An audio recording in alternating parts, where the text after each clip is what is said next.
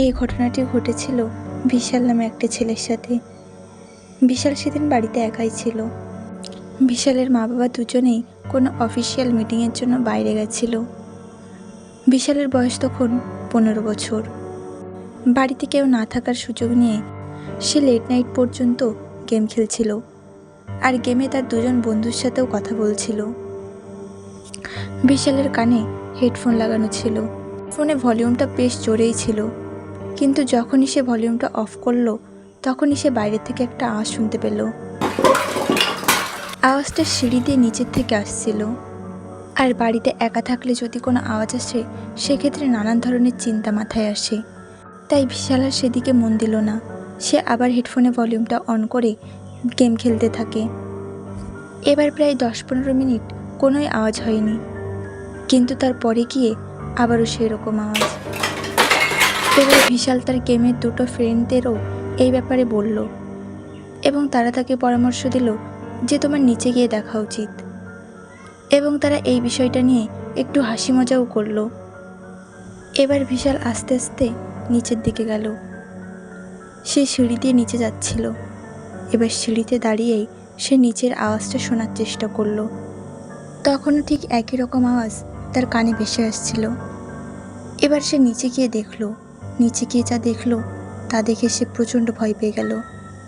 তাদের ঘরের মধ্যে দুটো লোক, মুখে কাপড় বাঁধা। বিশাল তাদের সামনে যেতে চাইল না, কারণ সে খুবই ভয় পেয়ে গেছিল। তাই সে আস্তে আস্তে সিঁড়িতে উপরে উঠছিল, কিন্তু হঠাৎ একটা সিঁড়িতে সে জোরে পা ফেলে দেয়। এরপর সে তাড়াতাড়ি করে নিজের রুমে চলে যায়, কারণ সে চাইছিল না ওই দুটো লোক তার সামনে আসুক আর তার কোনো ক্ষতি করুক। এবার বিশাল আস্তে আস্তে এসে আবার নিজের গেমিং কম্পিউটারের উপর বসে পড়ে এবং তার দুটো ফ্রেন্ডকে এইসব ব্যাপারে বলে, আর তাদের বলে যে তোমরা তাড়াতাড়ি পুলিশকে খবর দিয়ে আমার বাড়ির ঠিকানাটা দিয়ে দাও। বিশালের রুমটা খুবই ছোট ছিল, সেখানে লুকানোর কোনো জায়গা ছিল না। তাই বিশাল দৌড়ে গিয়ে নিজের বাথরুমের পর্দার পেছনে লুকিয়ে থাকলো, এবং সেখান থেকে এসে শুনতে পাচ্ছিল কারা যেন সিঁড়ি বেয়ে উপরের দিকেই উঠে আসছে।